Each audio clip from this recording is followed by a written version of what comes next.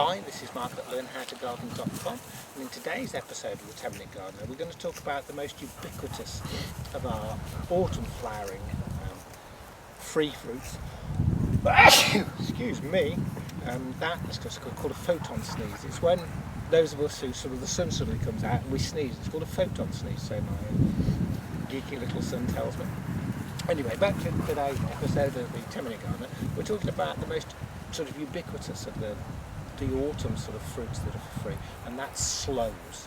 Now, a lot of us have heard of Sloe Gin. Quite a few of us have drunk Sloe Gin. It was an integral part of my childhood Christmases. There was always a ritual of collecting sloes September, October, depending on the year, making the gin as a child. It's quite a simple thing. Watching as it changes colour, it changes from sort of clear to a beautiful ruby sort of purple sort of colour almost there. It's like an aubergine colour, it's just exquisite. And then being allowed to taste just the tiniest bit sort of on Christmas Day, really. And used to have it with a Christmas pudding. And if you're in the countryside and you see these trees, this is a blackthorn tree. It's a native English tree. It's one of our hedgerow trees. Very indistinct little leaves. Forget this, guys. This is lichen. This is if you live in an area that's absolutely sort of full of clean air, very little pollution. And what we're looking for are these tiny little black fruits. They have a huge stone for the size of the fruit, and they are so tart and bitter you couldn't physically eat one off the tree, make you feel ill. And these tiny little berries are quite fiddly to pick, and you're going to need about half a kilo or a pound, and that will give you a bottle of Sloe Gin. So if you're going to start this, be aware you're going to have to pick quite a few of these little devils, but it will be worth it. So as you can see, they're quite tiny, and you're going to need, as I said a second ago, about half a kilo. Once you've got half a kilo of these, I'll show you a little trick that will make it so much easier to make your Sloe Gin. Another sort of pocket money thing for me as a child was I had to take each one of these and prick it 3 or 4 times with a fork, and that's so time consuming, but we can do this so much quicker. So I'll pick about a kilo of these and I'll show you how to make Sloe Gin.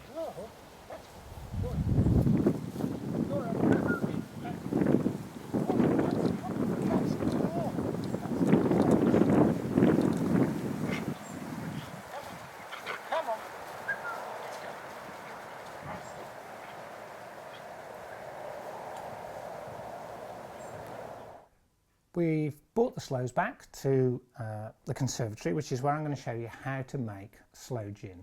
Now, the minimum amount you want is about 500 grams. Here I've got a kilo, so I'll be making 2 bottles of Sloe Gin with that. But the first thing you want to do is go through all of these. If we can focus in, any of your sloes that have tiny bits of foliage or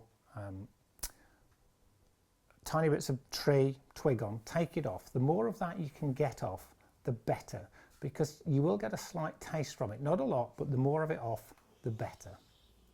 So we're going to pick through these and literally take even bits as small as this off. Bit fiddly, bit time consuming, but that is the first thing you want to do, is get all the bits off your sloes.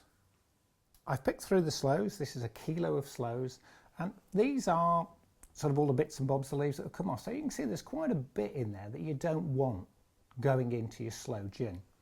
Now, as a child, the next job is the one I used to dread. As I said to you earlier, one of my sort of pocket money earners was picking sloes for my gran, and I used to have to take every single one of these sloes and a small dessert fork and prick them at least twice, because you need to get your alcohol, the gin, through this thick outer skin, so that you can get a fermentation going, a marination going, to get the flavour of the sloes into the gin. And I'm going to show you a little trick in a second that saves all that hassle. But first of all, we'll just go through the recipe. For every 500 grams of sloes that you have, you're going to need 250 grams or half a bag of sugar, and that will make 750 millilitres of gin. So a bottle of gin will take half a bag of sugar and 500 grams of sloes. Or 1,000 grams of Sloes here.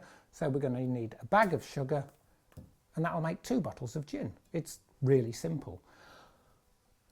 The amount of sugar is on the low to medium tasting scale. If you like your drink sweeter, once it's been marinating, is the best word for it, once it's been working for about a month, you can take the top off the kilner jar that we're going to start this off in and just taste it, and you could add a bit more sugar, but I would say always err on the side of less sugar. You can always add more, but you can't take it out if it becomes too sweet and sickly. So like I say, what would happen now is you'd have to prick them, but what I've been doing for the last few years is really simple. You take a freezer bag, we're going to put all these Sloes into the freezer bag, and then we're going to put them in the freezer. So we've got our Sloes out of the freezer, and when I say bash them, what I don't mean is you're not going to take this and whack them like that, because that won't work.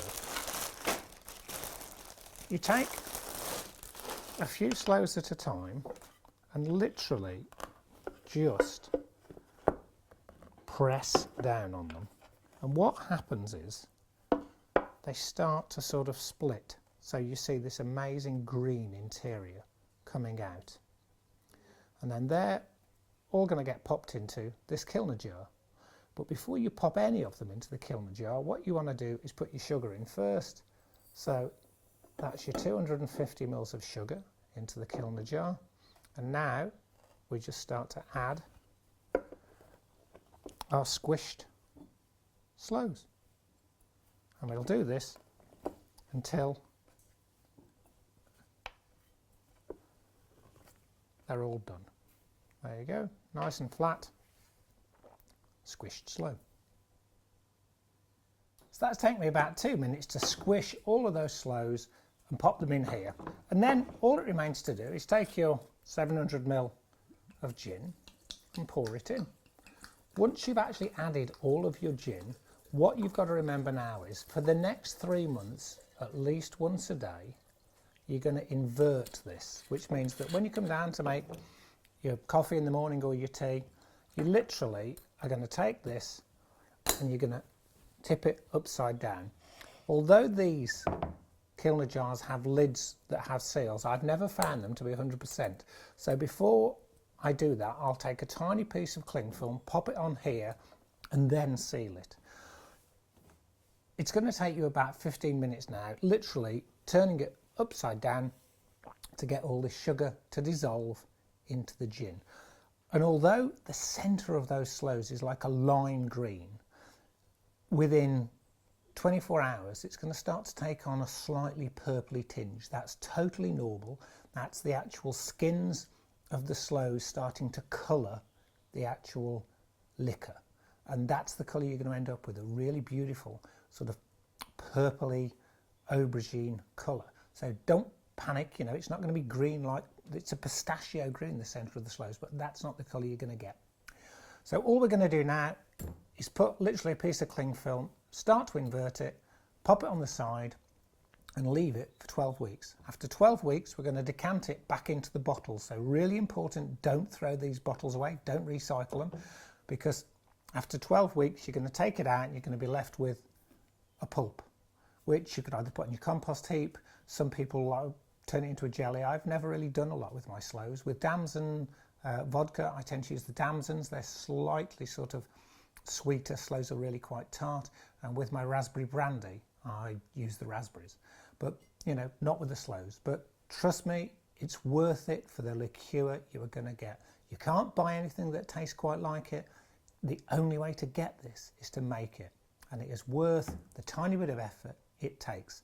And by taking away that fiddly bit of having to poke all those Sloes with a cocktail stick or a pin, it makes it even simpler.